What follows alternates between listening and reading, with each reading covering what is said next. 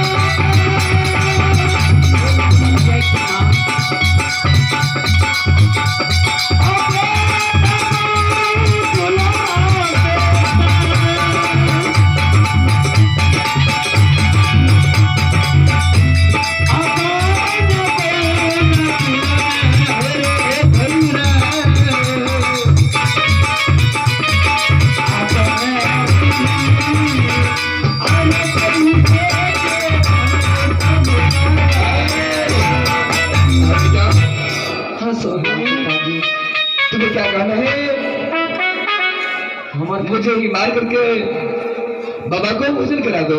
हाँ पिताजी। ठीक है बेटा, तुम जाओ, तो प्राणी में तुम विचार करते हैं क्या करेंगे नहीं करेंगे। ठीक है पिताजी।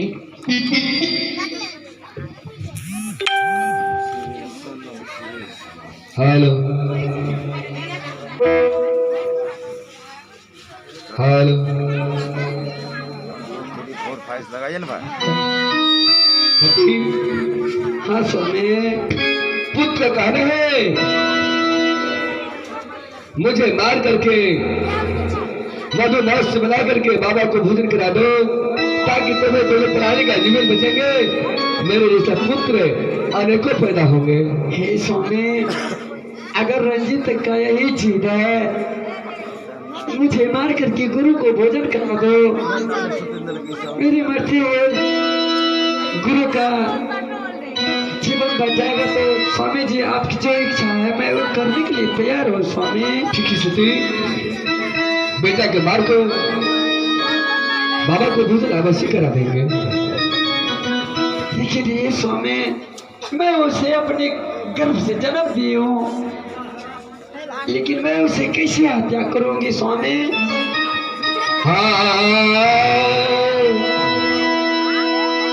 आई पतल के सत्या है सती, ये होत है बात